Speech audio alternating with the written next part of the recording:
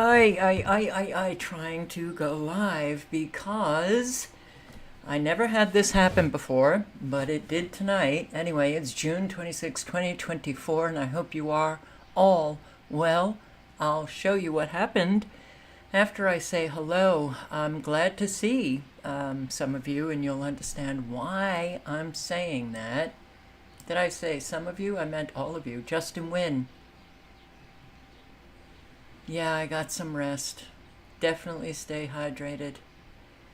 But you're going to see the skies here. It's just, look, I'm not an Arizona person. I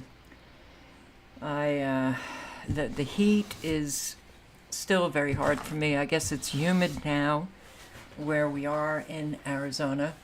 Um, but I definitely stay hydrated. I drink an awful lot of water, a whole lot. So thank you, Justin. Any word on a job? I hope.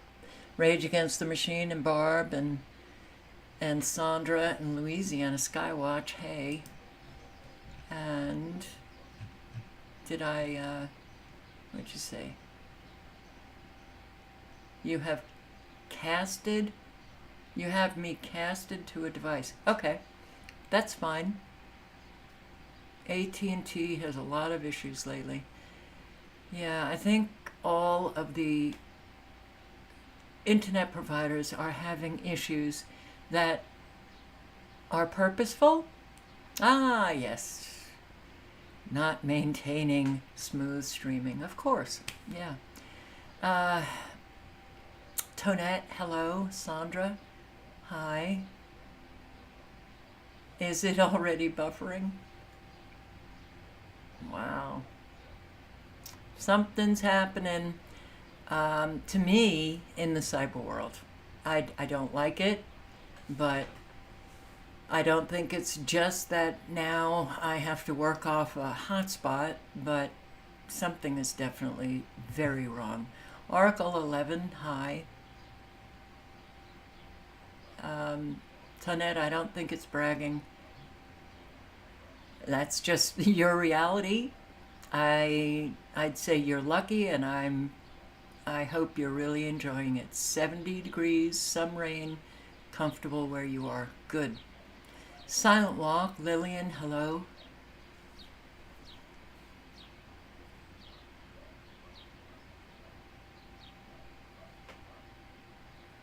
Uh, your daughter-in-law's father had a widowmaker heart attack. I don't really know what a widowmaker heart attack is, but he had a heart attack, and that's not good. Prayers, please. Wow. Okay. Please keep us informed. Please keep us informed. A widowmaker? Did he die from the heart attack? Oh, God. Okay. Yeah. People are really struggling now. Silent Walk, hello. Sith Trish, hello. Hypocrites Matrix, and Mama Rages, hey. Thank you. Thank you. I hope your 5 days away was restful, and you're in Florida, Sandra. Isn't it always hot and humid in Florida? Amelia, hello. Carol, hello. Ruled by Fictions, hello. Patricia White. It's really good to see you guys tonight. You'll see what happened. Dude, hi. Shauna Howard, hi. And if I've missed anybody, hello to you. Hello, Steve Ladner. So, if he waited 20 minutes, he would be dead. He's in critical care. Oh, my heart goes out to your daughter-in-law for sure, to her father, and to your whole family. I'm really sorry to hear that. Yeah, such an ugly sky in New Mexico. And that really is kind of heartbreaking because I loved living in Taos, New Mexico, but this was many, many, many years ago. Loved it. I lived off grid on the mesa, and wow, the skies were really incredible. Just incredible. So to read that you had an ugly sky in New Mexico. Well, that's what I'm hearing also from the subscriber here about Arizona. She loved Arizona. She loved the weather. She loved, how, it was really hot, but then if you got into the shade, it was cool, and loved the skies. Not anymore, for sure. Not anymore. Oh, God. Tonette, you are your best friend since high school took that new product that came out in 2020 and is seriously sick right now. Great. Great. Sorry to hear that. You're in Scotland, Patricia White. Your skies are dull gray from morning till night.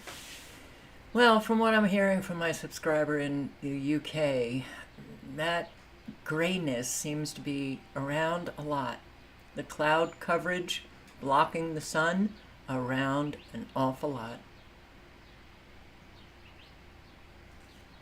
Elizabeth, hello.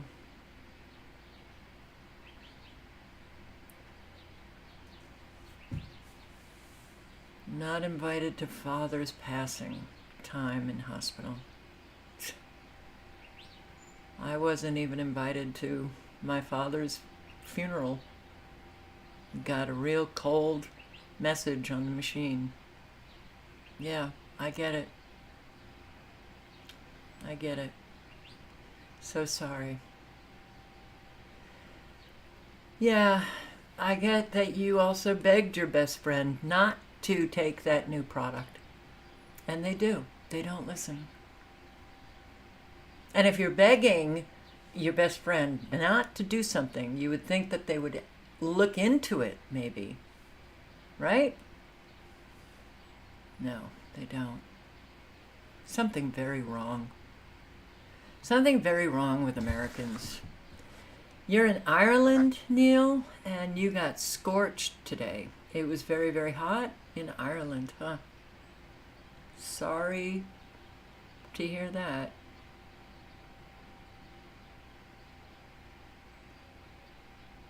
You're saying sorry to me or to Carol? Did I miss something that Carol's going through? Oh, boy.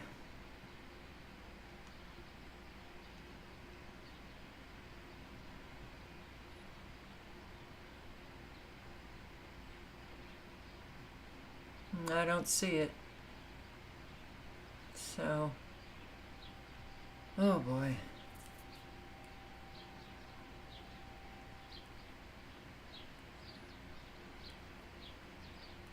Yeah, I remember driving through the States, taking a lot of videos of the sky.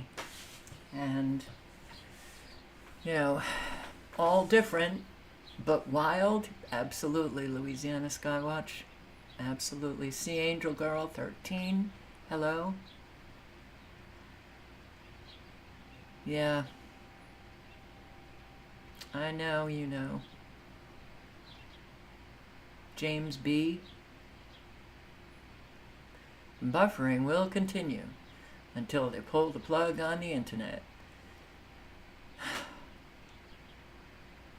Oh. Excellent connection now. Excellent connection. Don't know what the hell is going on. And it sucks coming from these families, Elizabeth. They really make life a real challenge to get through. Oh, thanks, Louisiana. Gotcha. Steve Ladner, one of your friends, had his leg amputated due to blood clots. And he thinks you're crazy for asking questions. Alrighty. Well, I think a lot of people have really been taken over. Really been taken over. The hive mind is activated. I think more and more are slipping into it. But when you have friends and they can't even listen to you, you can't ask questions because they call you crazy, something is very wrong with their brain and how it operates. And it's infuriating.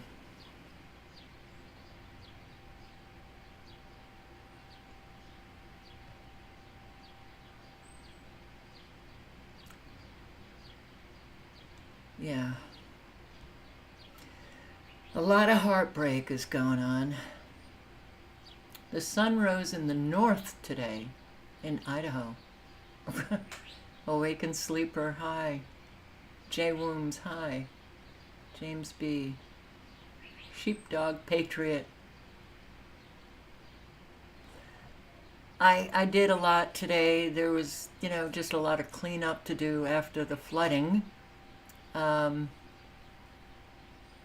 So there's, I don't have much, but I did pull up some that I want to share with you. Wow. Rather cool in Portland, Oregon this time of year. Very dusty and extreme high pollen counts. Huh. Oh no. Neil Dooley, we recently buried my cousin in his 40s with blood cancer.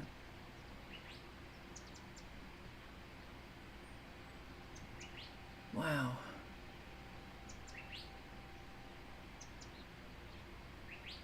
God.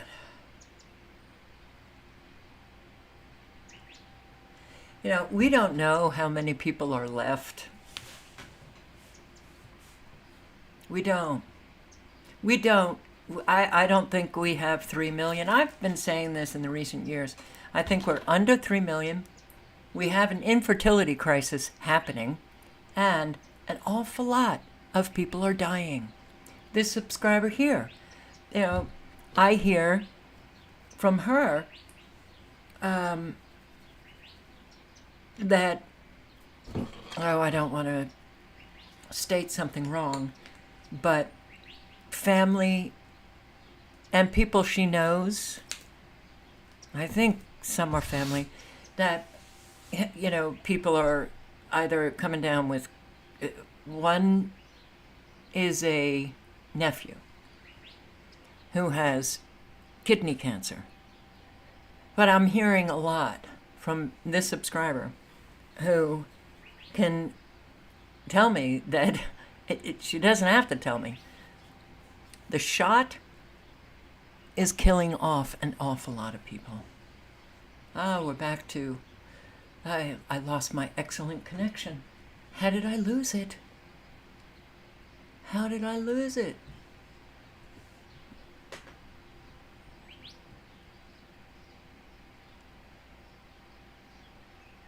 Yeah.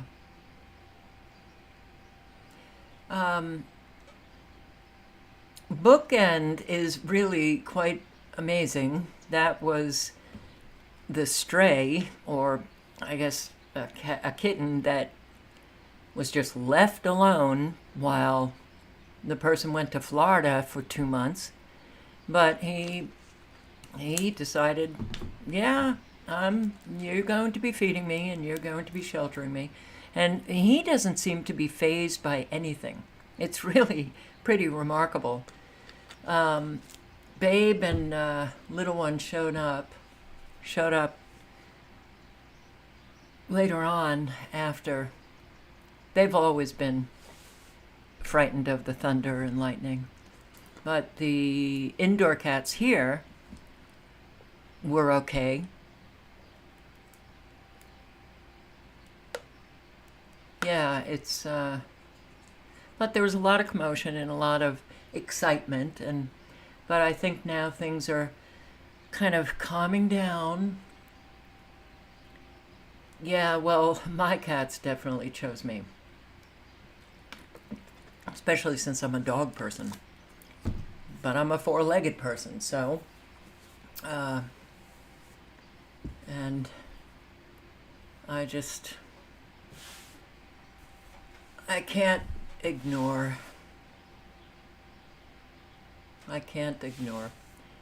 It, I have to say that that has been kind of the bane of my existence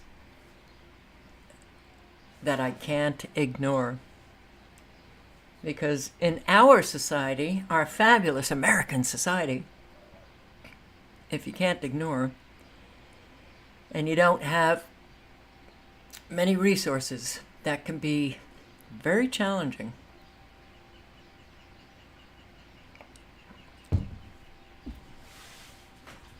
Oh, your 20-year-old cat is in decline, but 20 years, wow. Wow, 20 years. That's a long time. Crazy pots. So, let me just show you what happened, which, um, so I set up for the live, and it should post, on everybody's feed. And I don't think the first one posted because this is what it looked like. And first I got something is wrong. Let me show you that. Here. This was the second time that I did it. See, the title has changed, trying to go live. Something went wrong. I refreshed the page, something went wrong. And I'm like, so I even posted on just the regular Never Lose Truth 5, obviously not a live, but a video. Here, this is the video.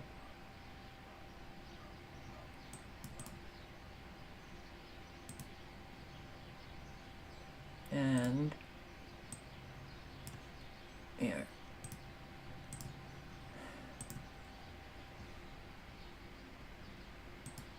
Why is this?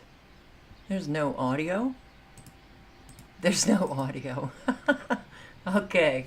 This is fabulous. Oh my God. All right, well, yeah. I don't understand. I'm having problem after problem after problem. When I think I should have a decent connection, I don't. I think a lot of the trouble has been all of the cloud coverage that we've had recently. And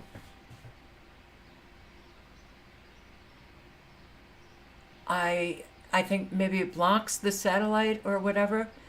And even just watching, like last night, after the live stream, I couldn't play a video on YouTube.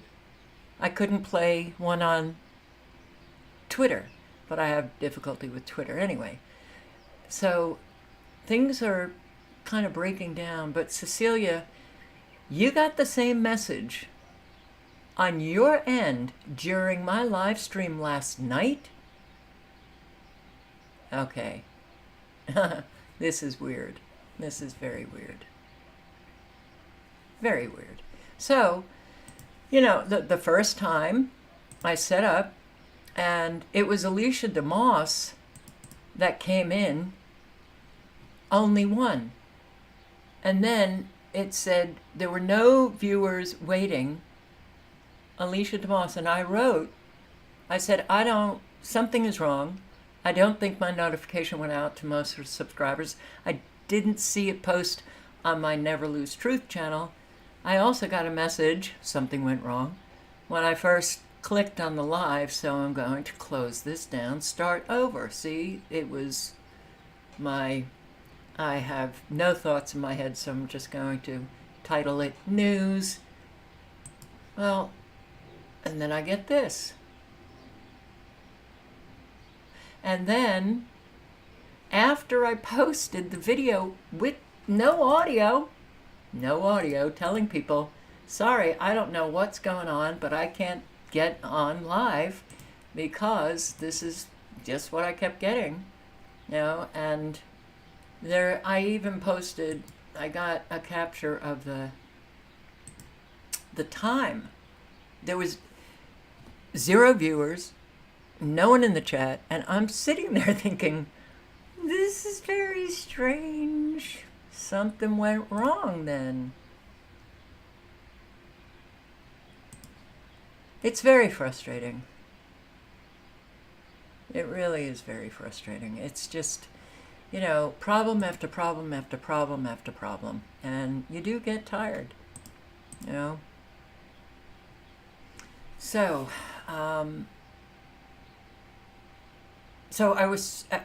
I posted the regular video on Never Lose Truth 5. I hadn't deleted this live stream, and so I just went back to the live stream, and I didn't get the something went wrong, and here you are.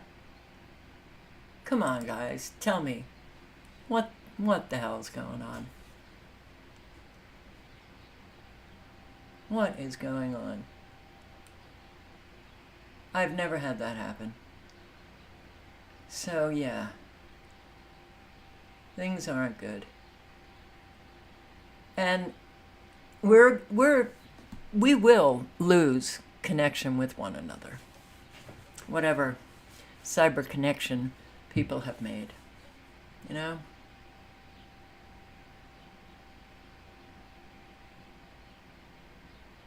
Yeah, thanks, Sea Angel. Let's take a look at lovely radar. Supercell manifestation. You got them in Oklahoma, you got them in Texas, you got them in New Mexico. And look at how they just come about. And they just kind of twirl around. And yeah, we'll go in a different direction now. We'll go in all directions. We'll go south. We'll go north, though. We'll go north right up here. We'll just, make a whole line of supercell. That's the way our... Maybe Mother Nature's drunk. Maybe she's flailing about. Just completely and utterly drunk. She got tired of humanity. Look at this. Look at this manifest immediately in Indiana. Okay. Activate. Activate. You got some pretty bad storms flying through Pennsylvania and flying through Ohio. Barb, how are you? You said northeast, and are you getting any rain? Kentucky. Oh, we're going to bring this whole line of supercells. Wow. Okay.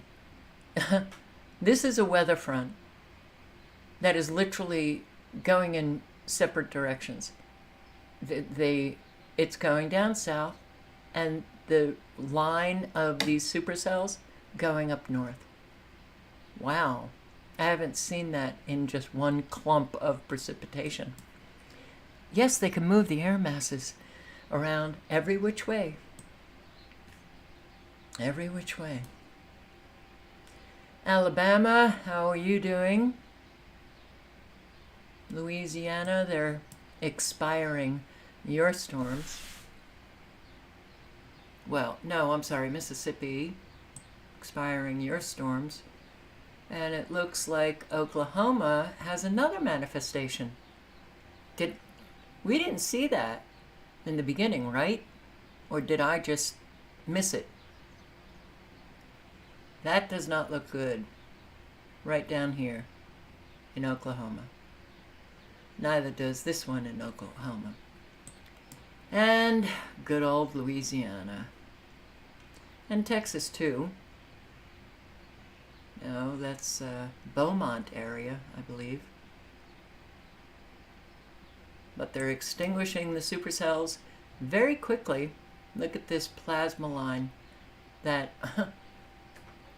looks like it's actually extinguishing these supercells that are activating in Alabama.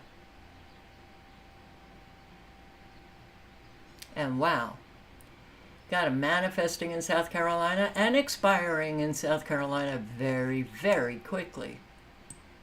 And of course, Florida. Florida wouldn't be Florida without some supercell action. Well, it actually looked worse earlier. But let's take a look. I will refresh the page. 2 tornado alerts. And that looks like, can't tell with all of the precipitation, I think Pennsylvania, Westmoreland, Pennsylvania, Allegheny, Westmoreland, Pennsylvania. Severe thunderstorms capable of producing both tornadoes and extensive straight-line wind damage and hail and flash flooding and... Wow. Monroeville, Pitcairn. All right. Well, may you all stay safe. Severe weather. Let's refresh. Oh, severe weather warnings for Colorado, Massachusetts, Maryland, New Jersey, Nevada,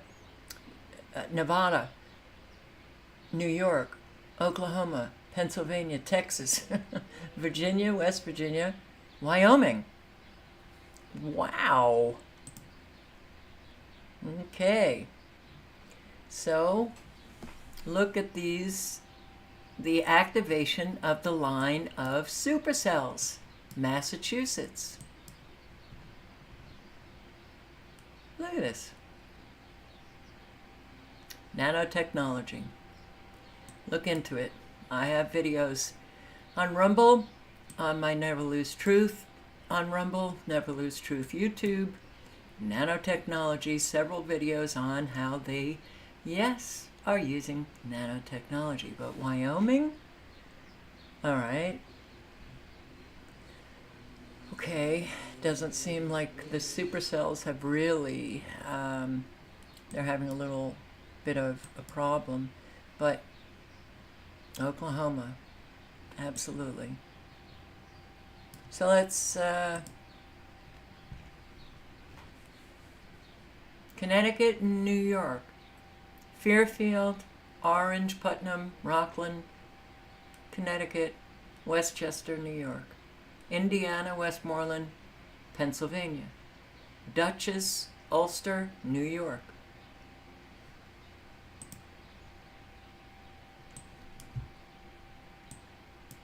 Okay. Yep.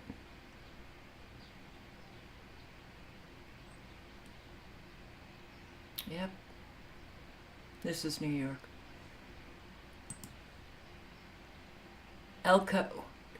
Elko, Nevada.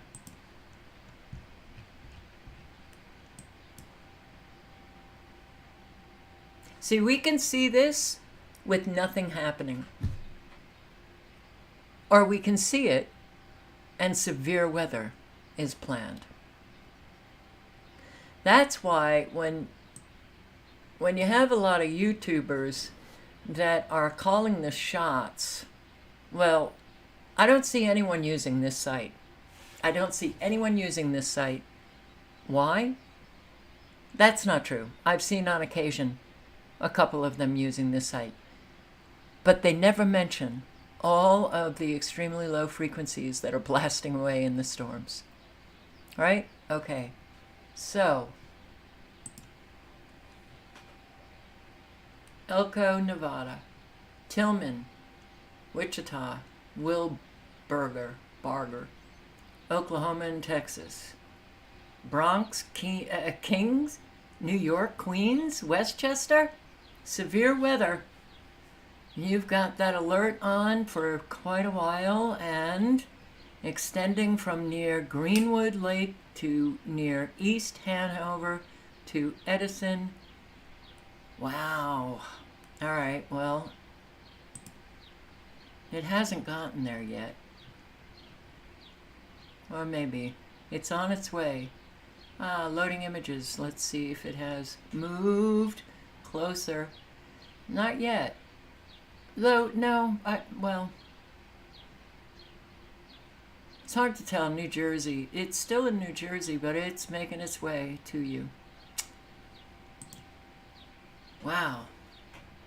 Middlesex, Monmouth, Somerset, New Jersey, Virginia, West Virginia, Massachusetts, Worcester, Norfolk, Middlesex, God, Virginia, a whole lot. Laramie, Wyoming, Baca, Colorado, Bryan, Oklahoma, Eureka, and White Pine, Nevada. All right, the link is in the chat. If any of you are in these areas, you might want to pay close attention. Right? Right. The link to the radar site is in the chat. And the tornado alert site link is in the chat. You don't want to fool around with these storms. We don't get just regular rain anymore.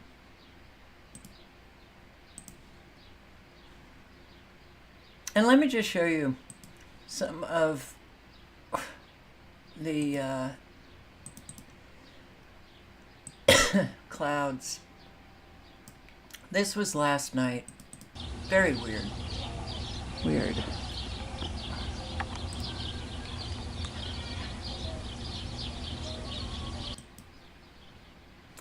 Unfortunately, I didn't get what I really wanted to get, which was, you see the ionization taking place? It's like a ring of, wow, it's not a rainbow. That is the actual cloud.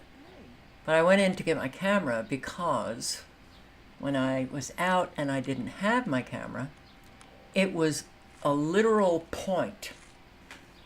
And the whole thing turned green, and then it turned like a cherry color by the time I got my camera, which was only a couple of seconds. I came out to that. What the hell is this? Oh, Delilah. Delilah. She's a sweetie. She's very pretty. Anyway, getting back to the clouds. Okay, ionization done. Strands of black carbon dust. Oh no, here it is, the ionization down here. That looks real, huh? That looks real natural. That looks fabulously natural. It looks hideous. It looks hideous. It looks like, you know, ugly man taking over the natural processes and creating ugliness. Poisonous ugliness. What the hell is this? This pointy structure. Smoke clouds. I have, I believe, on my Never Lose Truth channel, document on how they create smoke clouds. And here, this was just a few minutes later. Oh no, this was to the side. That's right. To the side of the house.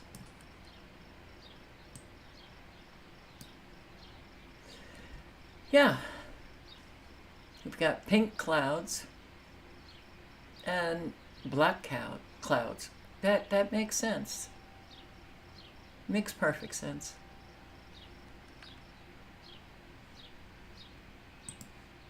And here, Now that's lovely, huh?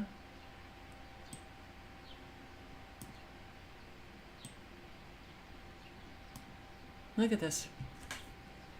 It is hideous. You come out, and this was after the live last night. You come out, you're like, of course the subscriber here it just is very upset because she loved being in Arizona. She loved the sky, and it's gone.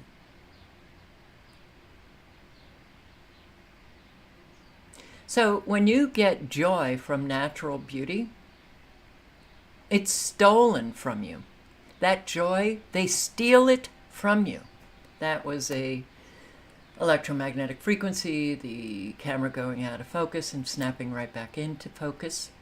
But look at all of the ionization going on with these clouds. I mean, it's so... yeah. That was another frequency hit. Look at all these black... You know, it's like black... Well, I hate to describe it this way, but like black turds that just sit in the sky. Another frequency hit. But nothing moves. Oh, it can grow, but it doesn't seem to move from... You know how clouds used to, just float on by? Not anymore. Look at how hideous that is. Another frequency hit.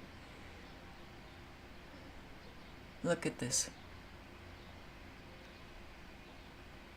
Disgusting.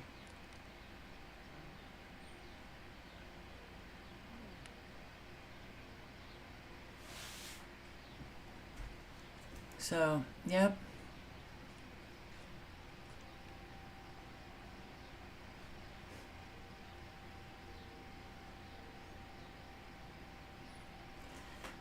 Well,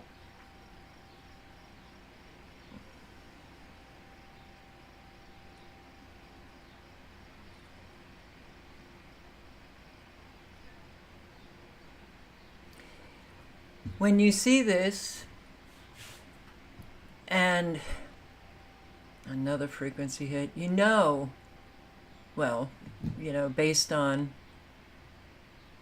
research that you've done in the past, the geoengineering, how toxic it is, how many people are sick, how many people have respiratory issues, how many people are dying, how many people are coming down with autoimmune diseases. And then you see the fabulous weather destruction. And you can't get through to adults. You can't have adult conversation about the very serious things taking place. Bolt fire. There's a bolt and a flash fire in California. From CAL FIRE shows the Bolt fire in Wonder Valley remains the largest fire burning right now. So far, more than 3,200 acres is burned, which is up from 2,200 from our last report in the 10 o'clock news last night. Right now, its containment remains unchanged at just 10%.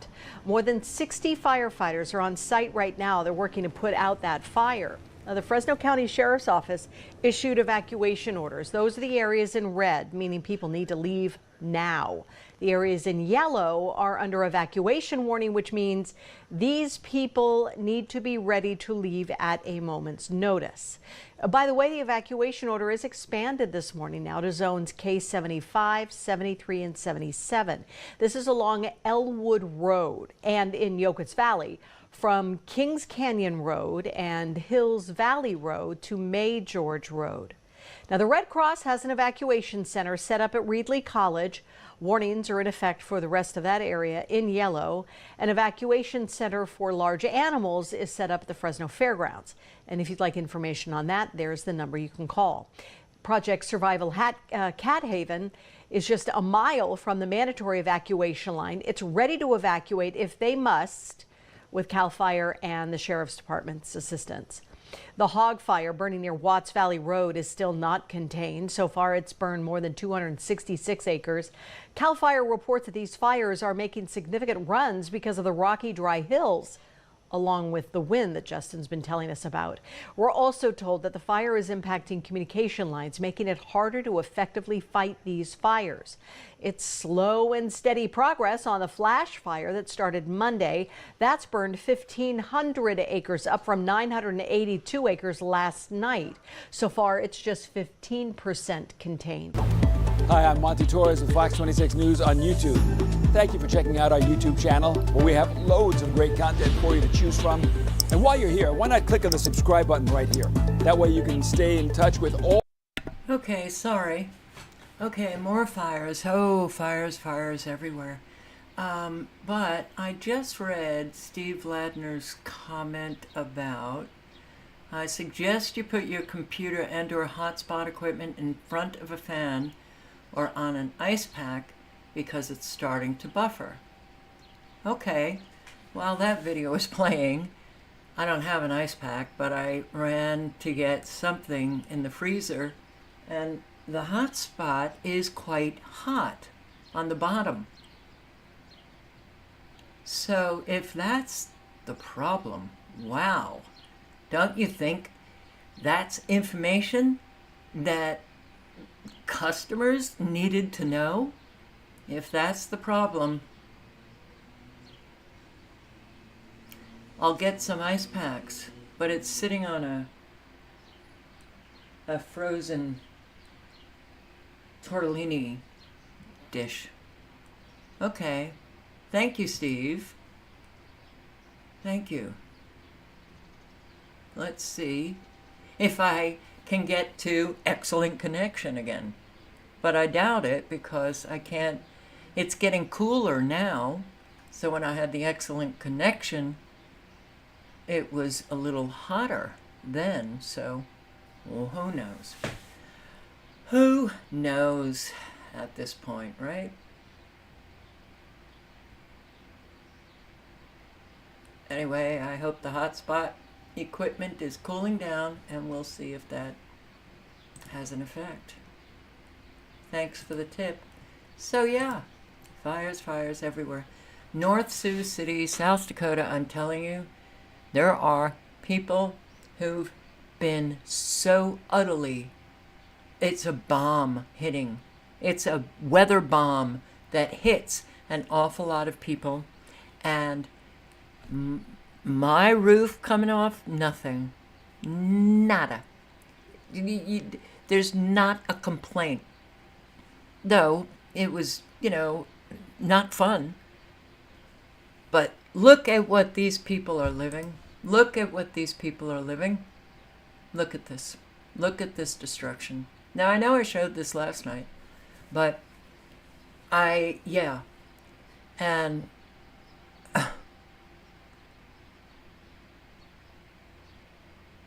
from floods, from rain. This is from rain, okay?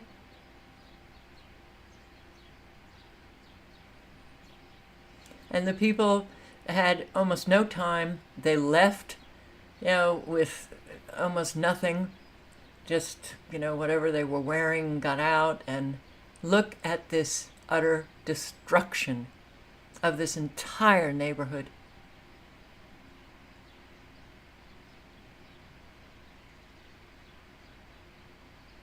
I mean, I see this and I imagine myself living here, evacuating, and then coming back to look at your home, to look at your neighborhood, to look at the roads, to look at all of this destruction. And, I'm not going to claim that I can know what they feel, but you can pretty much guarantee they don't feel good. It's so flippin' heartbreaking to see this. My God. These are quite nice homes. And voila.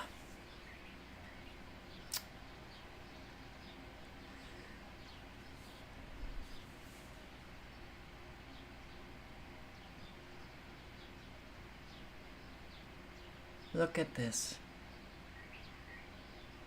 Beautiful area. And this is also Sioux City, McCook Lake, South Dakota. Houses have been literally washed away by the rushing floodwaters in McCook Lake, South Dakota. We're going to McCook Lake right now in an area that's been completely blocked off to the public. KTIV's Taylor Deckard got a ride with Union County Sheriff to see the damage. And what did you see, Taylor? Yeah, those houses are washed away. Now, we are as close as we can possibly get to McCook Lake, but roads are closed for anyone wanting to travel to the north. People are being rerouted. It's just devastating, the scenes that are coming out of McCook Lake. Now, take a look at this video that we obtained. This is a video of a washout. This is Lakeshore Drive, which was overflowing from the Big Sioux River. Residents have been displaced. The school, which is the Dakota Valley, is the high school and middle school. Those have been reported with flooding. At least 2 homes have washed into the lake. So Florida Rescue has helped residents overnight and throughout the morning from escaping these waters. Earlier this morning, Union County Emergency Manager spoke on the damage. The biggest question many have is why this happened to McCook Lake. What occurred yesterday was a result of a mitigation effort. Mitigation is designed to lessen the effects of flooding in our area and also lessen the effects on critical infrastructure. If we did not take the mitigation efforts that we took yesterday, much of North Sioux City itself would be underwater. We were able to go back with Union County Sheriffs as an escort to get video of this damage firsthand. But as we were there, people were still driving around the barricades trying to go north, and you cannot go around it. Don't come up street or drive here. As you can see at this intersection, we're turning semis around here. You're going to have to go through Nebraska to get north. We're asking you, do not go around barricades. You can be written citations for it. They're up for safety and for the people of the community here. The sheriff personally drove us to this area with clearance to get these images that you're seeing here. It's not safe to be in the North Sioux City area right now until the Union County Emergency Management says to do so. The government officials have to give you permission to go back into those areas. These governors don't know about weather modification. You cannot tell me that they don't know, that they're oblivious. That is such bullshit as far as I'm concerned. And these people, you know, the FEMA types and MEMA, or the state FEMA people, they know it. They're never going to tell you the truth.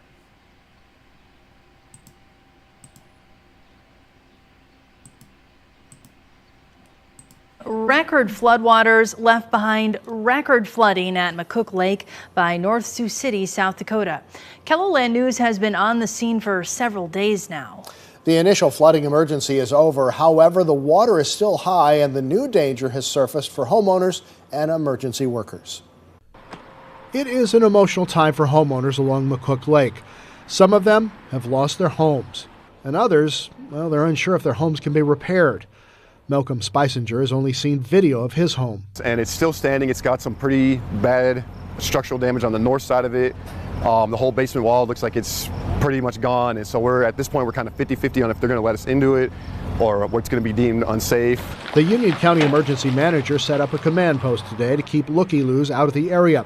He brought in contractors and engineers to assess the situation and discovered more possible dangers. Even though the water from a few days ago is now gone, it took a lot of dirt with it. Engineers say there are pockets of air underneath the ground which could eventually lead to sinkholes. And we have a lot of land undermining that's occurred due to this water. So we're asking people, do not attempt to enter this area by yourself. The problem with entering by yourself is if you become entrapped somewhere, we may not be able to get to you due to the fact that We're just short on resources. Sinkhole. Now sinkholes. It just keeps getting worse and worse.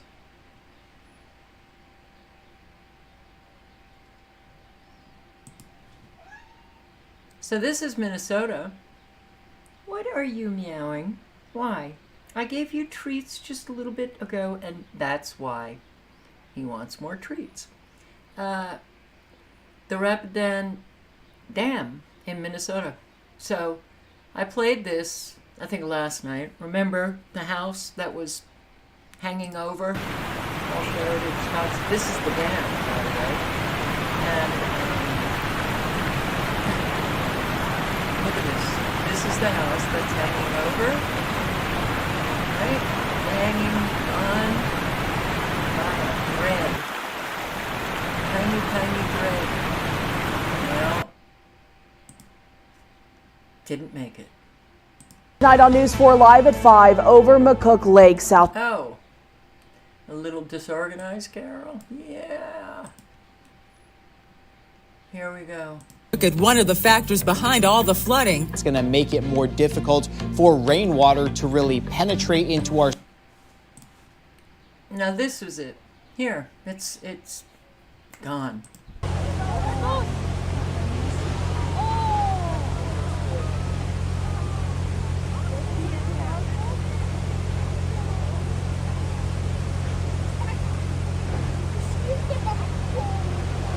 Can you imagine if you were the homeowner? Look at these skies.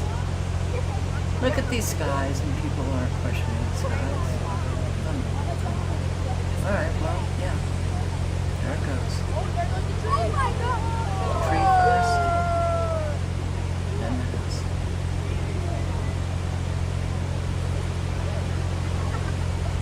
Or a part of the house went away.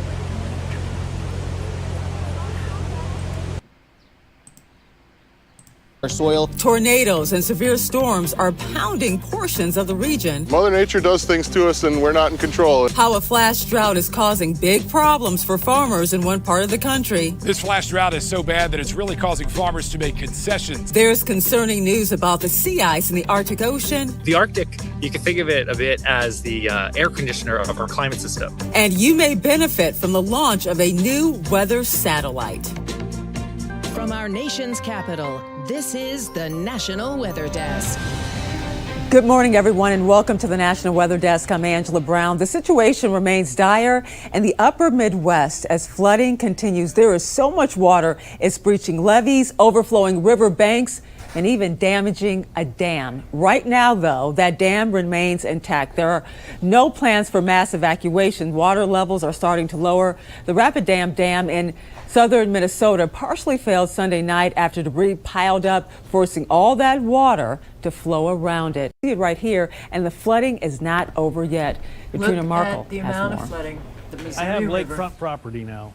Ray Thomas has a front row seat to the flooding. He says authorities knocked on doors in Rodney around 3:30 Tuesday morning. Neighbors near the levee left right away.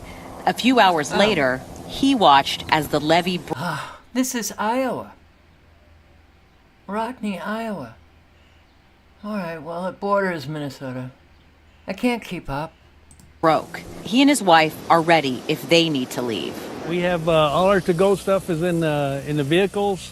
2 miles to the south of Rodney, Tony Christofferson watched as the water flowed near his home about 10 a.m., flooding a field of beans. He's hoping his family won't have to evacuate. Yep, just watching to see if it's going to come this far, and I don't know. There was no power in the Rodney area on Tuesday afternoon, but Ray and Tony have generators to keep the air conditioning running in the heat. Menominee County roads employees told us the levee breach measured about 60 feet. Along the Missouri River near the Decatur Bridge, a mobile home park is underwater on the Iowa side as the river tops its banks. And days of relentless rainfall is one of the causes of all of this flooding, but there are other factors at play as well, including the condition of the soil. Meteorologist Darren Leeds explains.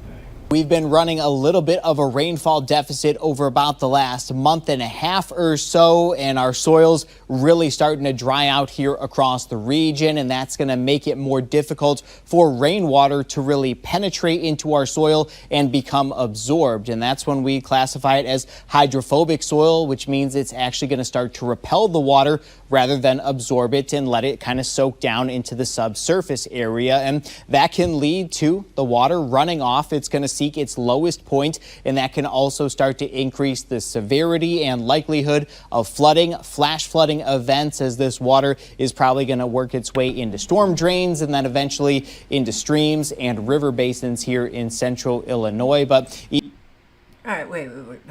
Illinois, Minnesota, Iowa. But did he say the soil is really dry? Is that what he said? Sorry, but we're going to have to go back a little. And our soils really starting to dry out here across the region, and that's going to... Okay, so either it's the soil, it's so saturated that the water can't go to the subsurface soil, right? Now it's too dry, and the water can't go to the subsurface level. So there's no escape. There seems to be no escape.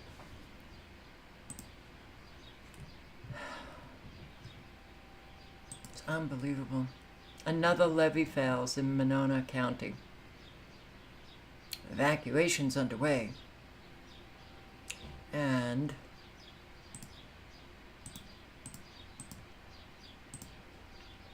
KETV. Oh boy.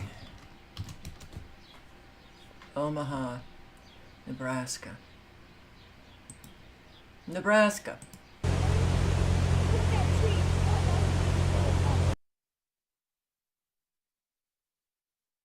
Monona County, Iowa officials urge people to get out while they can. Monona County, Iowa. I'm a little brain dead these days. I shouldn't be laughing because it's actually concerning me. But hey, I do my best to just keep going until that fat lady stops, just warming up her vocal cords behind the curtain and gets out and sings already. Multiple levees broke in that area. The water is rising as we speak. Newswatch 7 to 9's Jessica Perez has the details after the Peters Park levee broke. The most recent levee break was at Peters Park. Now we're seeing significant flooding here on E16 going towards Taconic. Earlier we were driving on that road, walking on that road, and now you can see the rivers pretty much flowing all over it. The Monona County Emergency Manager Patrick Prorark says for days they've warned people about incoming flooding. Now areas like Rodney are seeing the impact. The Little Sioux River went over the west side of the levee there. It's just when there's too much, it can't be contained in there, it just goes over the top. Photos from Monona County Sheriff's Office show the impacts from above. From the ground, you can see the flooded farmland, a road, and even a home. But to be very proactive, myself, the sheriff, and the mayor of Rodney decided to plan for the evacuation of the town. An emergency shelter is now up and running at the Onwa Community Center. Levees also failed in other areas of the county, like Taconic. We have water available and food on standby. We also have puzzles and coloring books for children and adults, and just a safe way. Here has already started to go over the levee, and officials are keeping a close eye on the river levels. This is farmland. This is food for Americans. You see it? Iowa, Minnesota, South Dakota, places in Wisconsin. This is where they grow Americans' food. You think you're going to be getting any yields, farmers, to send out to Americans? No. We're looking at major shortages coming up. Major. Why did I hear sirens if there was no tornado? Well, now they use the sirens for pretty much anything. Cleanup is now underway in many parts of West Michigan, including here in East Grand Rapids, after that strong storm cell whipped through parts of Kent County, Ottawa County, Allegan County, and of course Muskegon County. Now, some people were woken to those sirens this morning, but not everyone. Well, the sounds of chainsaws and trucks filled with debris now fill the air of West Michigan. Earlier today, depending on where you live, some awoke to the sounds of sirens. You can have just as much damage from straight line winds as you can from a tornado. Ottawa County's Director of Emergency Management calls the confusion a battle of vocabulary, as much of the public is under the impression that the sirens are only used for tornadoes. But in actuality, many counties and municipalities have policies in place that allow them to use sirens during storms when winds exceed 70 miles per hour. Not to mention, There could be some type of, safety threat from a terrorism or a militaristic civil defense type event.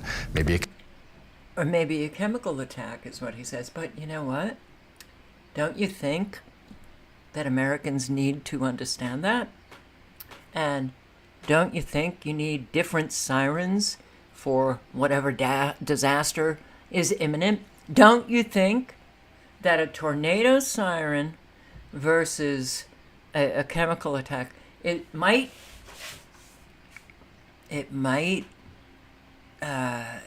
require different kinds of behavior, actions taken? Holy shit. Brilliant. What brilliance we've got today. China is seeing such massive flooding, and I haven't come across any mainstream media news broadcasts that are saying anything about these floods in China. I mean, so many people dead, so many displaced. But China, we all know, mainstream media has already educated Americans and people around the world that they engage in weather modification. In fact, it was the pride of China during the Olympics that they used weather modification to make sure it didn't rain. How about just recently, a couple of years ago? India coming out and saying, all right, China is going to be enlarging its weather modification program, and India felt threatened by it. But no, we can't seem to have discussion, adult conversation with people. 也主要就是要把农田里很多大型的杂物给清理到一旁，尽快的把农田的积水给排完。那在昨天的傍晚啊，经过当地水利部门连续2天的一个施工作业，这里污土。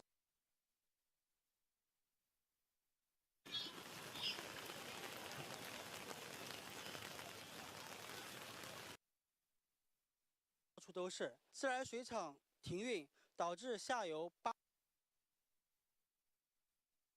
点多来到这里的时候，其实就看到有多台的大型设备，包括像镇油路西村22号发生的山洪，将这里一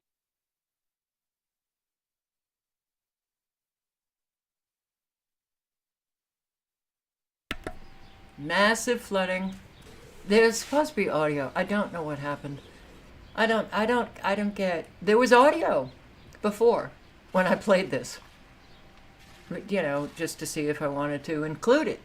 Now, there's no audio.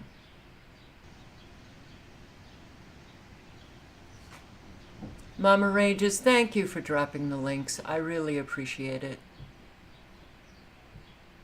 So, a lot of people displaced, a lot of people losing everything all over the world, and yeah, it's that boogeyman climate change. Oh, wow. Oh, well, we need a more intelligent populace, but I don't think we're going to get it. So, gassy cows and pigs to be hit by carbon tax in Denmark in world first. Yay, Denmark. You go. Yeah. Denmark is requiring farmers to pay for greenhouse gases released by their cows, sheep, and pigs. And Denmark hopes that the other countries in the world will follow. Danish government said the aim is to lower greenhouse gas emissions by 70% by 2030. We will take a big step closer in becoming climate neutral in 2045. That's from the taxation minister. Livestock farmers will be taxed $43 per ton of carbon dioxide. The tax will increase to 108 by 2035. New Zealand passed a similar law, which was set to be implemented in 2025, but it was quashed on Wednesday after criticism from farmers. Denmark, farmers, hey, what's going on? Livestock account for more than 30% of human-caused methane emissions. Don't let them burp, and don't let them fart. Holy shit. Around 90% of the methane from raising livestock comes from the way they digest and is released as burps through their mouths. Cows contributed to most of this belched methane. And that's the story.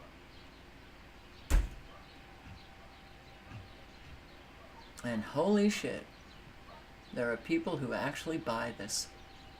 They actually believe it. Wow.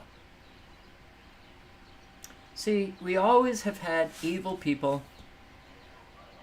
The real enemy are the people who won't engage in adult conversation, who won't do the research to find out that, yeah, it's a crock of shit. They want the people paying for the reshaping of the world. This is how they get them to pay it. Not just with cows that belch, but higher taxes. People pay for their own enslavement, for their own destruction. Is this not infuriating? And here, the South Korean lithium battery plant. The video shows the moment multiple batteries explode out of nowhere. Surveillance footage shows the moment a deadly fire started at a South Korean battery manufacturer. Surveillance footage shows the moment a deadly fire started at a South Korean battery manufacturer and killed 23 workers on Monday. The video shows smoke coming from a stack of lithium batteries, and in a factory which contained around 35,000 of them, the fire quickly evolved into a huge blaze which then sparked explosions. The now gutted structure was in Hwaseong, an industrial cluster southwest of the capital Seoul.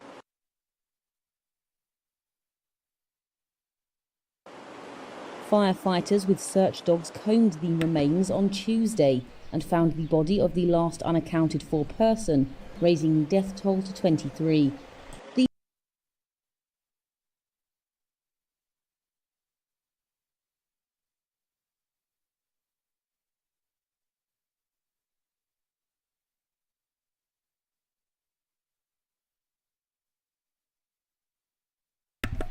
Lithium batteries extremely dangerous. We have seen this over and over and over again. I mean, this, I think, killed over 29 people. They explode out of nowhere. They're exploding in people's garages that have the electric vehicles.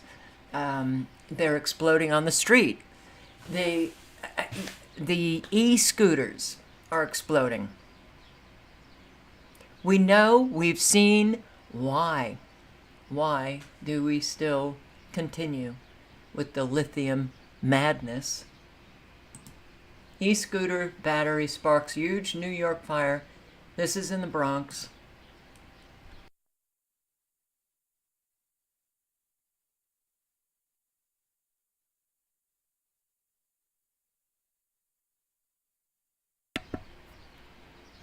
in a Bronx shop.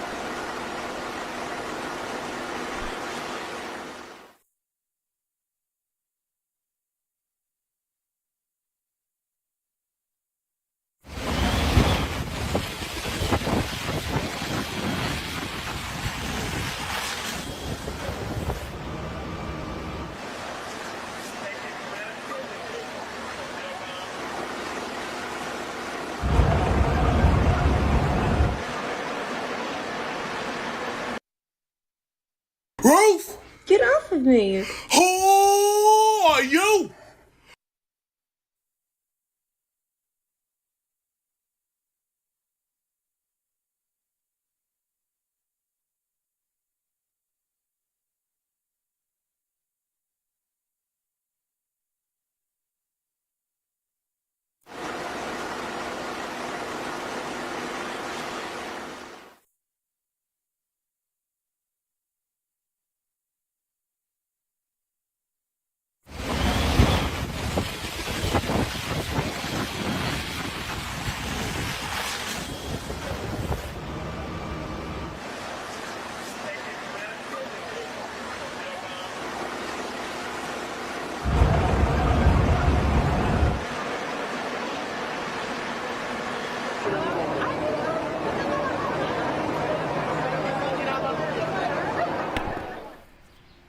Ay, ay, ay.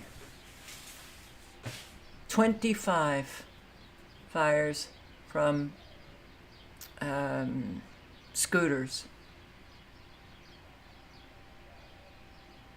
It's insane.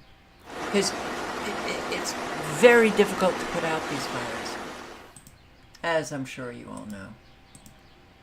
You all know. So there was a massive fire today, or he said the 26th. So I was looking for more information on this fire that took place, breaks out in a building in Manhattan, I think 31st Street.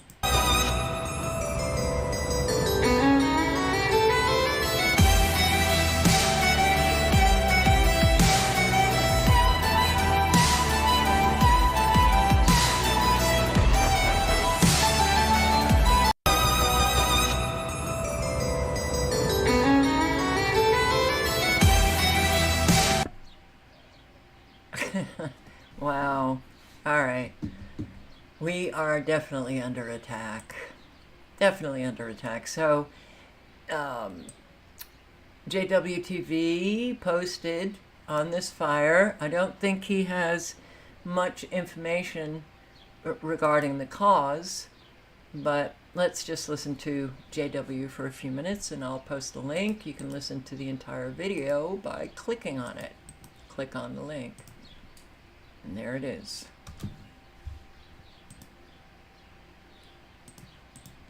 There is a situation here that's the image of the scenario here. We got some videos too. Here's a person from afar. And by the way, this is not being reported on mainstream at all. Here's another video of the scenario here. This all just happened June 26th here. It was a lot of smoke billowing everywhere. We know what the incident kind of is. We don't know 100% like if someone illegal drove the truck or this was some PSYOP scenario. We don't know at all because this is not just a common day where you're in New York and you see billows of fire and you can see that truck down there and the smokes and flames are everywhere. A lot of people in New York said this is definitely gave them a flashback of the old times of 9/11. I mean, I can see how that is because you can see the smoke everywhere. But the crazy thing is about this event, we'll get into a little bit more of it. And what did they say on radar about this? The Citizens app. Firefighters have successfully extinguished the van fire at the intersection of 31st and 5th. Police continue to manage traffic. The crazy thing is like the mainstream media didn't report on this, any aspect of it all, and they're usually like right there to report on every incident right off the bat, which means usually when the media is there to report on it right off the bat, then they either knew about it or it was something going on with it, and they wanted to just set it up to be this scenario at hand. So Moving forward here, there's a lot of other things though. In New York, on the same day of the 26th, we had a special flight squadron, a Russia special flight squadron, coming into JFK Airport. So you can check it out right here. I'm gonna show you even closer. This is on flight radar. So the same day that happened, is there a connection there? So I'm asking you in the comment section, do you believe there's a connection? So it says from Moscow to JFK, New York. Same exact day we get this fire and everything else coming in there. So I find that very highly strange. Do you find that strange? They have some like sound on this too. We'll give you some sound because. All right, I'm going to post the link again. You can watch it. A flight coming in from Moscow. That's not strange. But what did he say? It was like a squadron? Where is that tweet? Where is that tweet? Special Flight Squadron.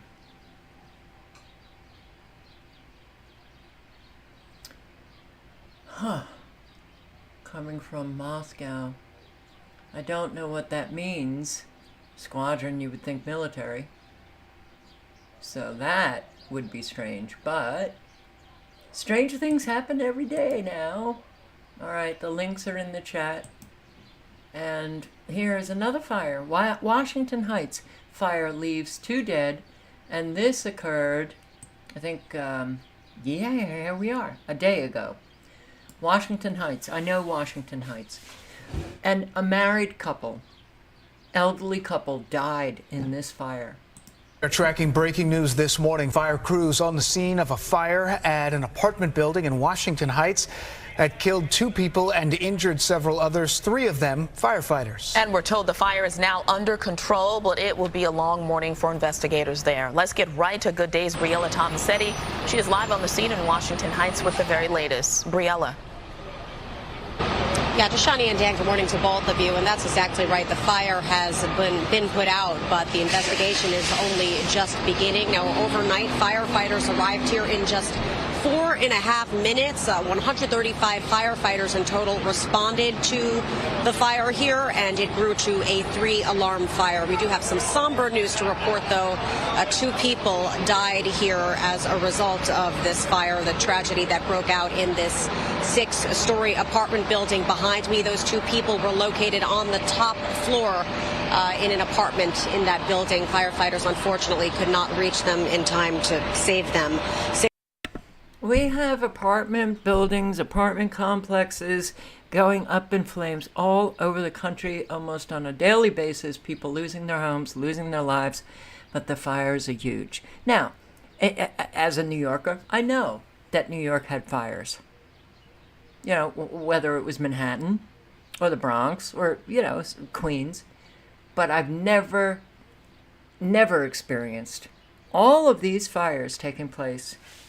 You know, the kind of crime that New York now has, the kind of destruction from the fires that New York has. It is, we're under attack, as far as I'm concerned. That's, yeah, 50 people left homeless after massive building fire in New Jersey.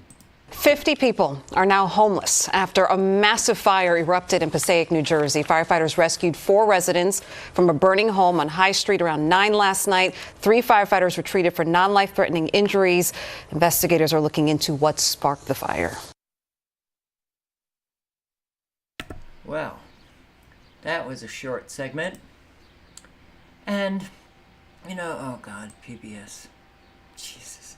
Depletion of major groundwater source threatens Great Plains farming. So we've got threats to farmers taking place all over the country.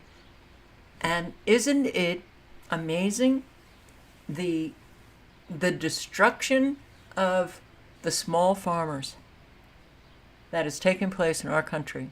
It has so accelerated, and it's all based on a lie. It is all based on a lie. Great Plains farmers and ranchers produce a quarter of all U.S. crops and 40% of our beef. But they rely on a resource that has been slowly drying up: water. Stephanie Sy reports from Kansas for our ongoing series on climate change and water, Tipping Point. So this is a small glimpse of what the Dust Bowl type situation was. Brant Peterson farms grain in dry southwestern Kansas, where erratic winds can whip dust into the sky at a moment's notice. It's difficult land to farm, but Peterson is committed. My wife and I are both fifth-generation farmers, raising the sixth generation. We've been through a lot of droughts. I won't say that it's any worse than anybody else had, but I just do know that what I've had to do with has been tough. Farms like Peterson's are a vital part of the global food system. Much of the grain he grows heads to the massive cattle feedlots that surround him in western Kansas, powering the state's multi-billion-dollar beef industry.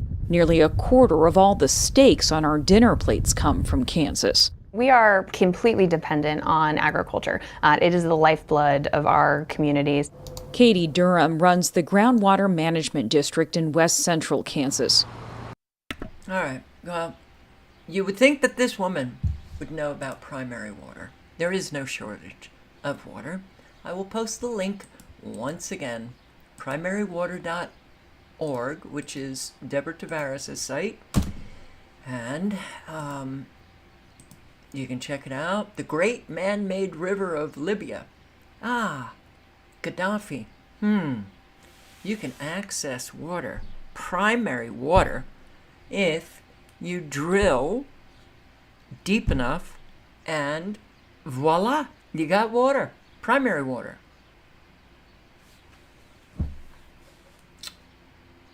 And we've got a lot of it, but they won't talk about that, right? Primary water is why we don't have a water shortage. Water is renewable. Here's a video. I did put the link in. Here's a video of them accessing primary water. Here's Deborah Tavares interviewing an expert on primary water. We don't have a shortage. Practice of accessing primary water has been around for centuries. What early Greek philosophers like Aristotle and the Italian Da Vinci believed, and enlightened scientists working at well-known universities today are exploring, is that all water is created in the mantle of the earth and is available in limitless quantities worldwide. Drilling for primary water looks similar to drilling for groundwater. The main difference in accessing primary water is that it requires drilling into a geologic fissure or fault to release the primary water that has risen near the surface. Gaddafi's man-made river came from primary water, and it supplied water to an awful lot of African countries, to Libyans themselves, and we destroyed it with our bombs. Yay! Morally superior Americans. Bomb it, destroy it. These people, I don't want them to have water. Let's kill Gaddafi. That's how sick we are. And if Americans can't face the truth of what we have done all over the world, what we are doing in our own country, then they're just hive-minded zombies. Yeah, geologic fissure or fault to release the primary water that has risen near the surface. Locating well sites for primary water requires special training and experience. There are countless primary water wells that have been functioning for decades all over California and the world. Primary water advantages: excellent quality, clean, unspoiled water. It's fresh and not subject to pollution or surface radiation. Created under pressure so that it comes near the surface by itself, incurring less pumping costs, never dries up, unlike groundwater, is not subject to effects of drought, does not cause subsidence,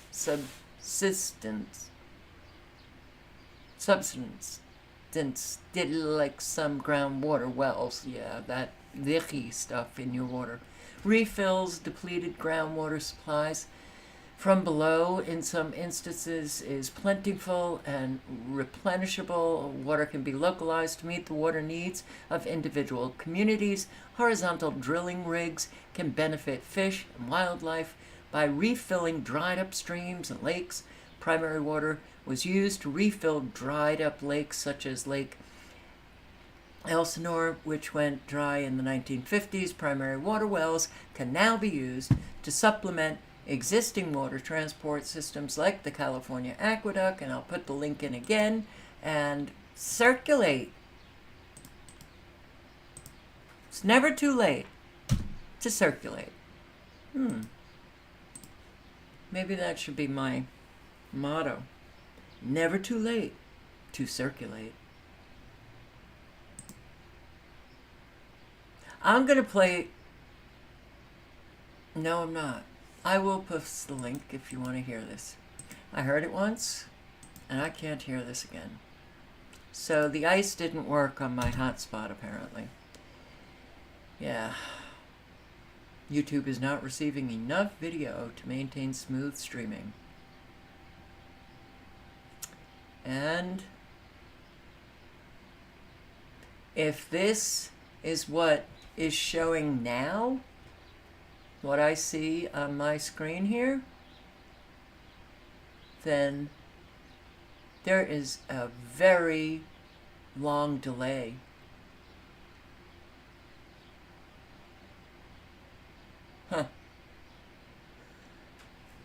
Nothing is going the way I'd like it to, that's for sure. Alright, this is animal cruelty. Phoenix, Arizona. People are fucking violent as hell. I can't stand it, and I do feel like I'm just living in hell. This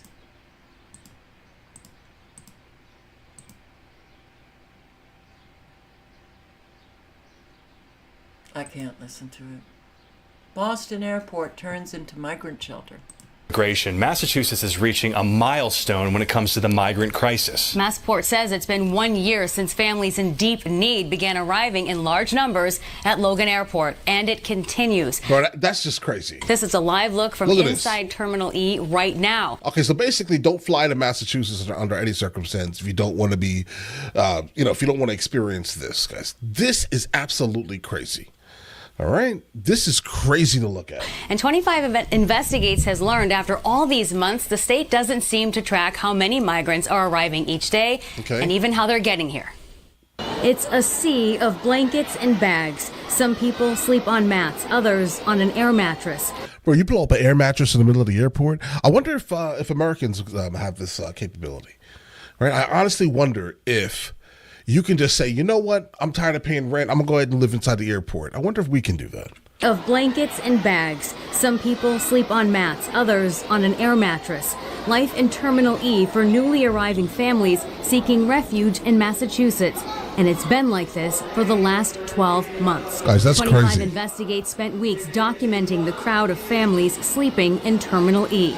Throughout the month of May, we visited Logan 6 times over 3 weeks. There were some nights we couldn't find the floor, other nights there were fewer people, but just how many people seeking shelter come and go from Terminal E every day is a difficult number to track down, even for state lawmakers.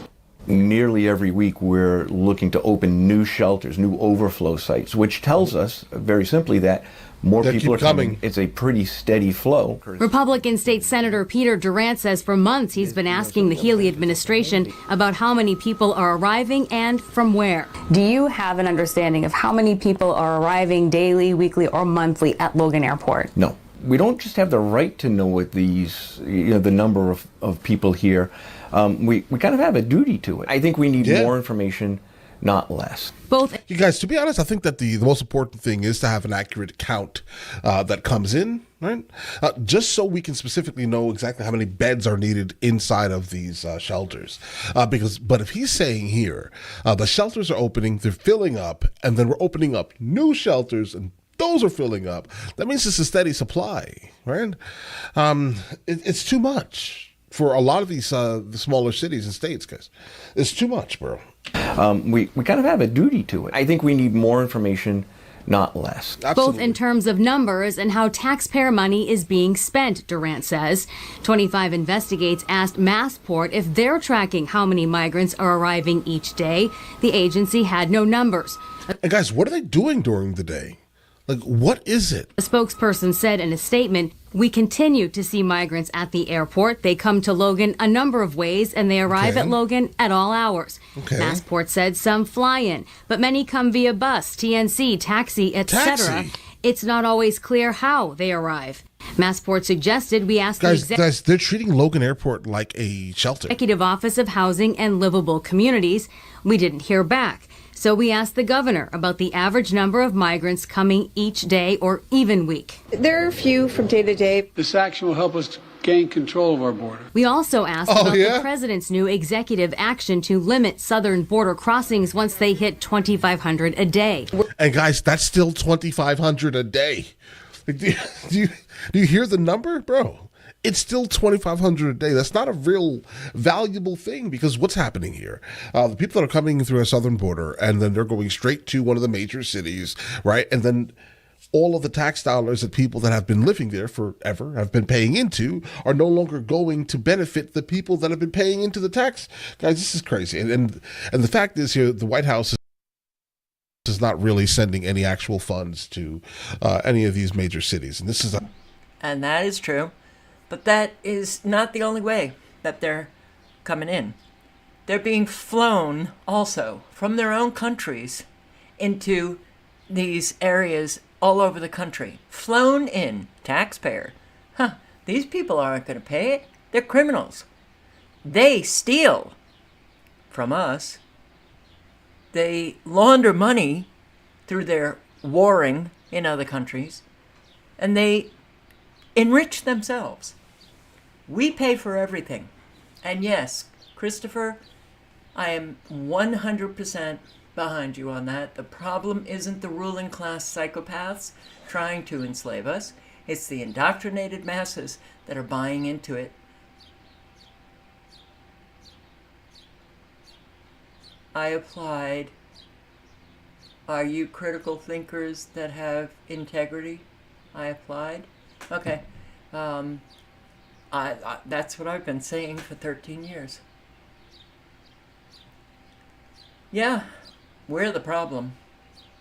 You gotta fight evil. If you don't, it comes right smack in front of you. I think the overall issue here. Executive action to limit southern border crossings once they hit 2,500 a day. We're assessing what the order means right now, what it means for Logan, what it means for other places. My focus is going to continue to be on getting people who are here work permits. Many of them, 4,000 people have been processed. Many of them are working right now. But as these families leave the airport and move into the shelter system and even into jobs, others take their place. They're not being transparent here. The governor also says more federal action is needed to provide funding to states that are absorbing the new arrivals. As we have been reporting, the newest overflow shelter site has been designated at the former prison in Norfolk. When that comes online, the state says it will be able to house about 450 people. Jason. And guys, and that's the biggest thing, right? They're here.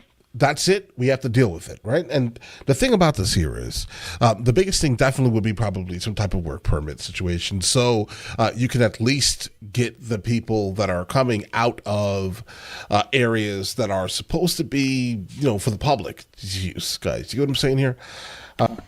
Work permits, not gonna. They need to all be deported.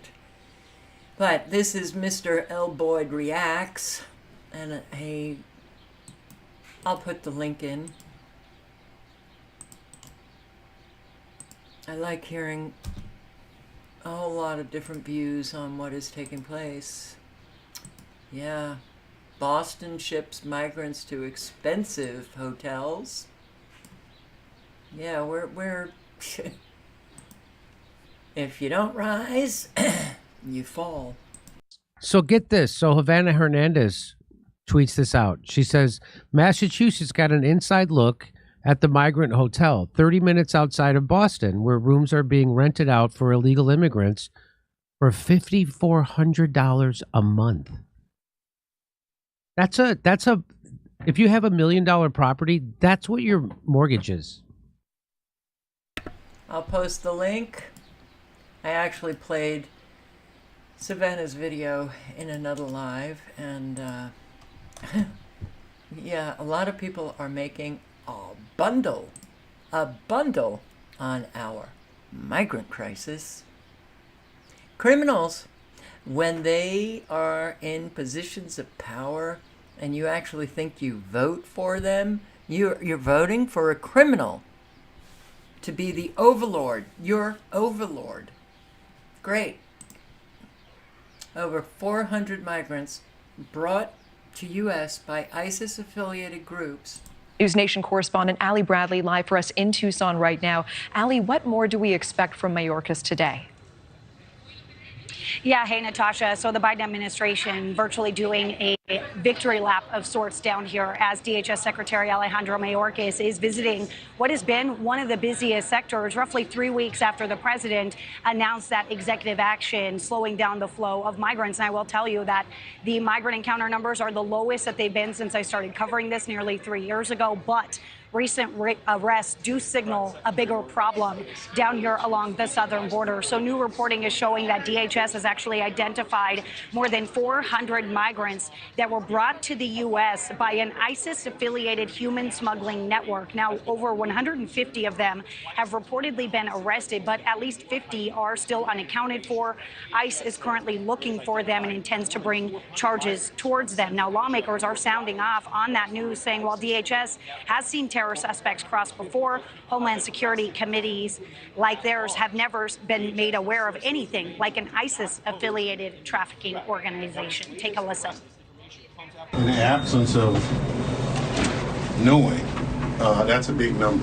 That's what I'm asking is that, like, there are certain individuals that have had ties that we've discovered, that DHS has discovered, responded to, but have we seen before, like, an ISIS-affiliated group that's actually facilitating? Not that I'm aware of. So this would be something that's new? Not that I'm aware of on that.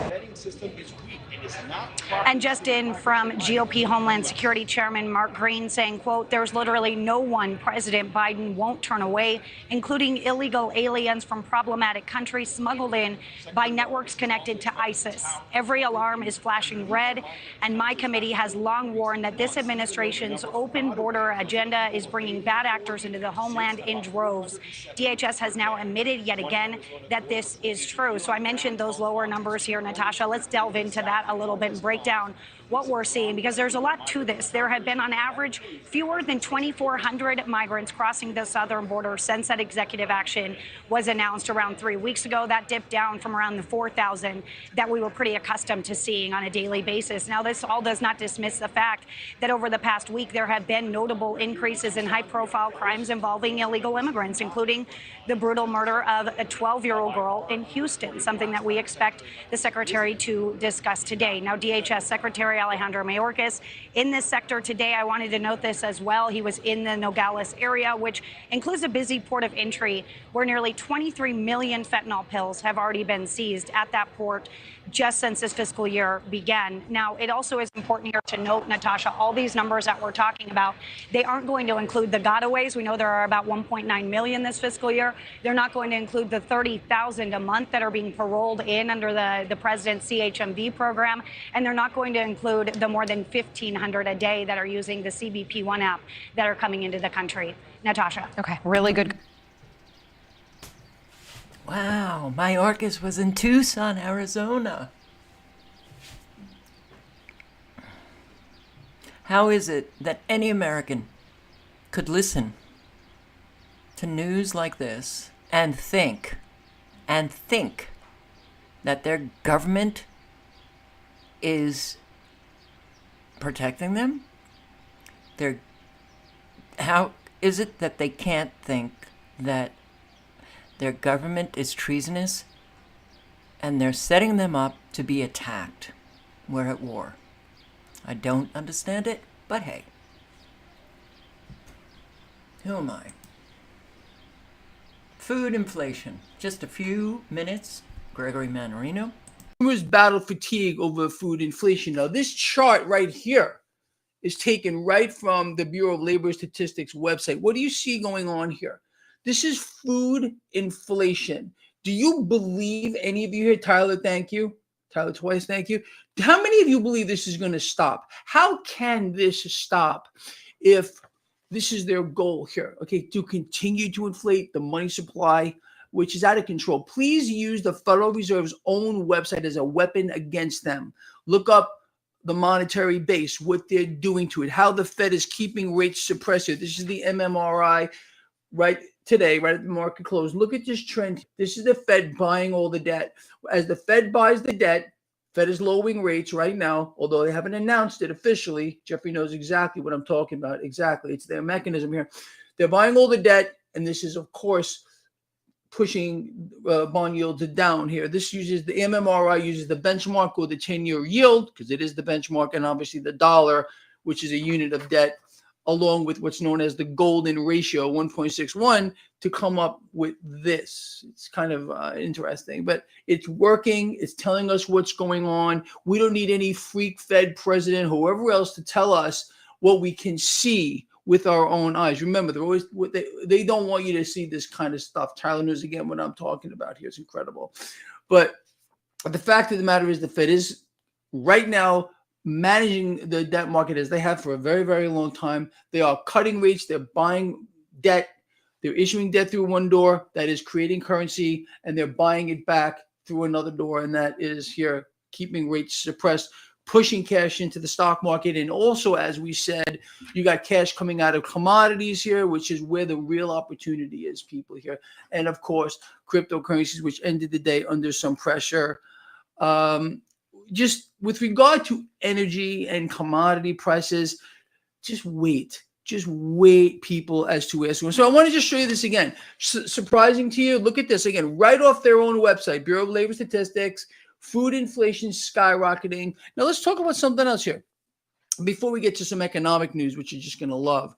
So this is an article here that I found very interesting by, I can't pronounce the last name, but first Sonny Vergés, something or other. Like so, food wars loom as nations hoard supplies.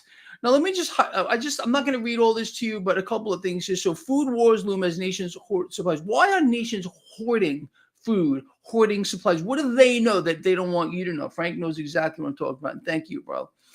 So according to this, the author of this, the world is on the brink of food wars.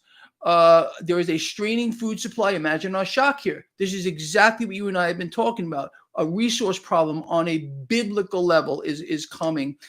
The author here highlighted that government-imposed trade barriers intended to protect domestic food stocks have exacerbated food inflation.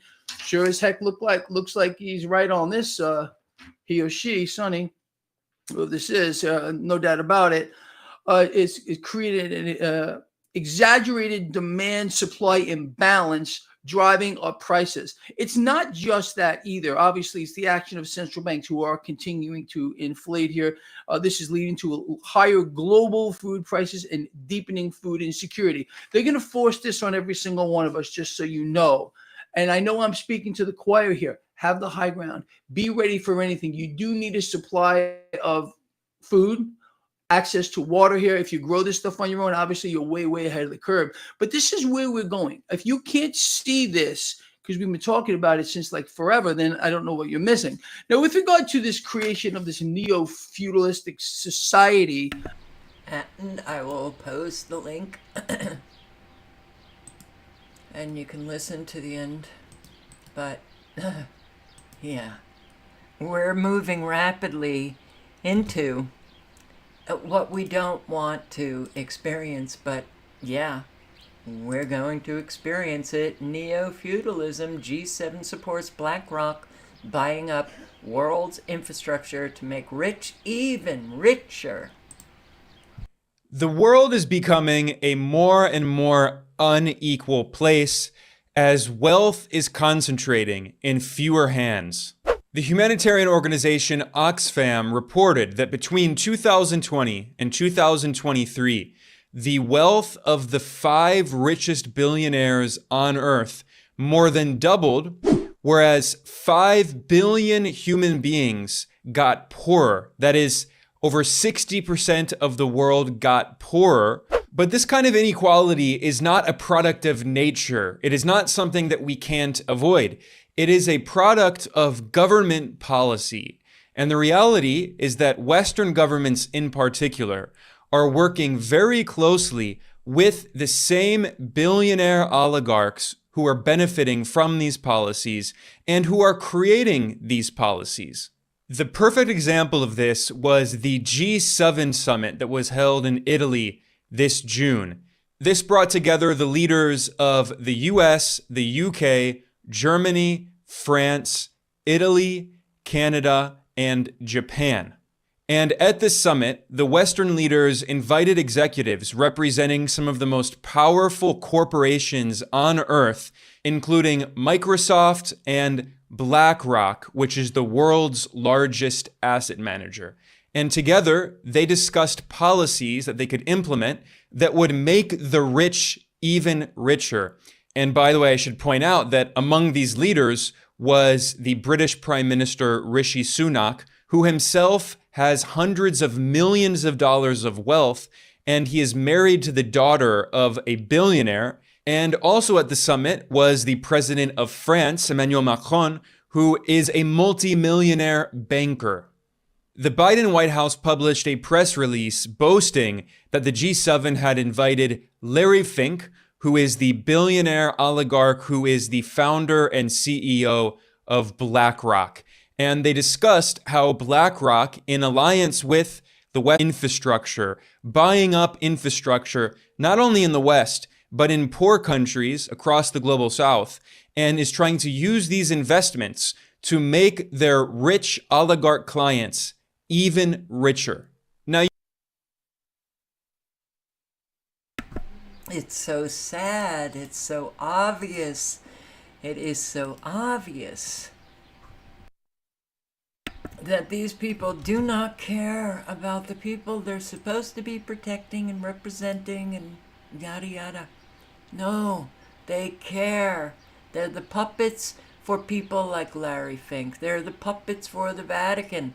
They're the puppets for the Rothschilds. They're the puppets for, the World Economic Forum, the Klaus Schwabs.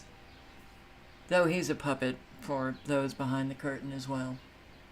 And they're destroying us. It couldn't be more obvious. It really couldn't be. The cost of living is too high to survive in 2024 in America.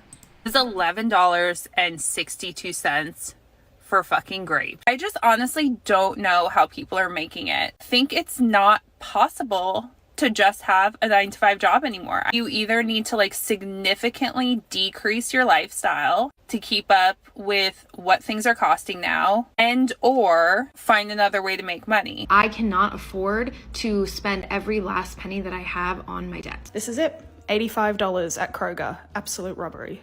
And the reality is that unless interest rates go down or wage growth miraculously boost out of nowhere, we could be in this point for quite some time. Buckle up, everybody. Because people could afford the cars then, at least they thought they could afford the cars then, and they were able to make their payments. And now it's not the case. So I need to know, are you guys okay? Because we're borderline not okay, but we can't sustain this. This is ridiculous. I remember people saying oh, I had 4 kids by the time I was 25 or by the time I was 30. Best of luck to you because you can't afford kids in this economy. $300 electric bill? Seriously, guys, this is stupid. This is what's been going on in America. Inflation. The cost of living in America is increasing daily, and Americans can't afford it anymore. It's becoming crazier and crazier by the day. The prices are insane. People can't afford to live, and people are getting crazy about the prices, about the rents, about the affordability of life. People can't keep up anymore with those prices. People can't understand how they are supposed to survive with those prices. People are drowning in debt and they wish they could find another solution. In the most expensive states in America, you need almost double what the average income is to be able to live comfortably in those states. It's sad to say, but the average American can't survive in America. I gathered multiple videos of people explaining their situations and videos that are going to explain what's happening right now in the country. And then we're going to look at them and we'll discuss about it together afterwards. So, I'll post the link, and I want to subscribe to Nina. The link is in the chat. Yeah, this is the majority. This is the majority now of Americans. Now, people in this is a 23-minute video. People are talking about, you used to be comfortable as middle class. You listen to these people who are not comfortable anymore. Not comfortable because the middle class is gone, pretty much. It has been eviscerated. Yeah. Everybody's talking about how they're wondering how is it that people are surviving? How is it that people are surviving?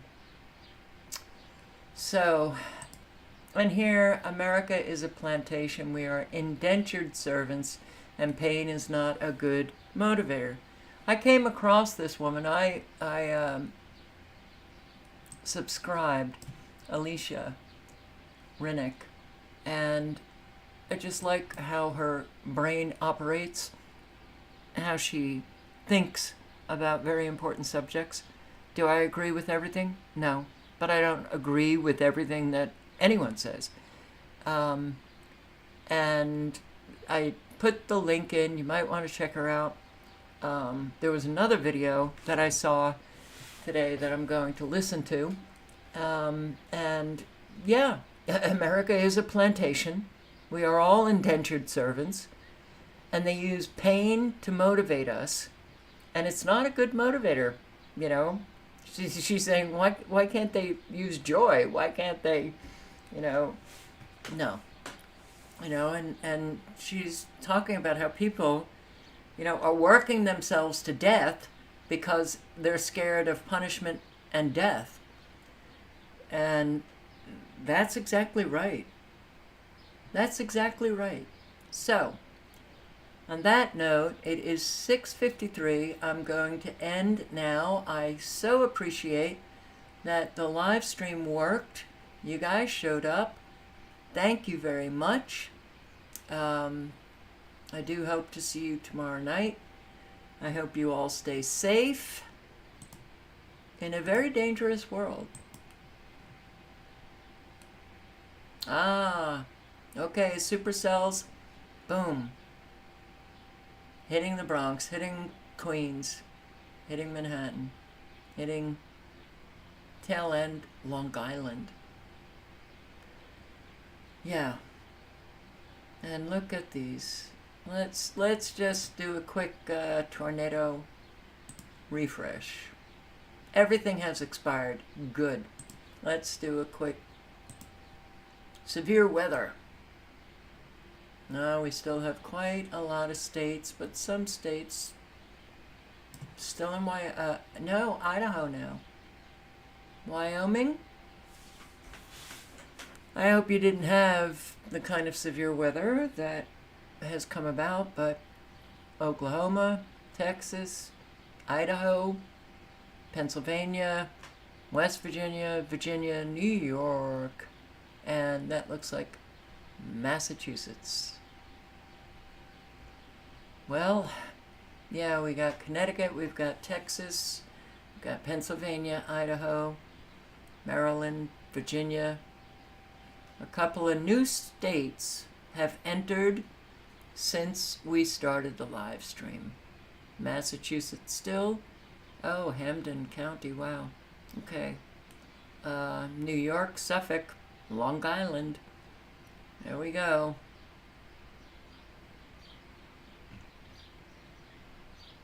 But is that the only one in New York? Wow. Well, that's good. All right. Stay safe, everybody. Be prepared for anything. Because this is what you're seeing. Gregory Mannarino, now. Really? That means the live stream is way delayed. If this is what you're seeing now, that means it's really far behind. I don't like it. That pisses me off. Look, when I had the Ethernet cable, I had Spectrum, I didn't have any of these problems. This is hotspot. This is, you know, just being not in a good area for internet. So I'm trying very hard to accept. Yes. When there's nothing you can do about it, you've got to accept it. All right. Please live honestly. Speak honestly. Establish yourself, develop yourself as a trustworthy human being. That we so need trustworthy human beings in our world. We need people who are involved in their communities to help those in need, because more and more, every single day, those numbers just keep increasing. So be a good friend and be a good family member. And bring your best to life. And there's so much going on. And there's an awful lot of stressed people out there. You know, even, you know, when your circumstances aren't that stressful, what we're living collectively is pretty stressful. So we need to help one another out. And we just need to try our best to make it a little bit easier, you know, for you, me, and the rest. Thank you, Mama Rages. Very much appreciate the dropping of the links. So, yeah, be safe. Awareness, awareness, awareness at all times. And on that note, good night and good luck. Hope to see you tomorrow. Ciao, guys.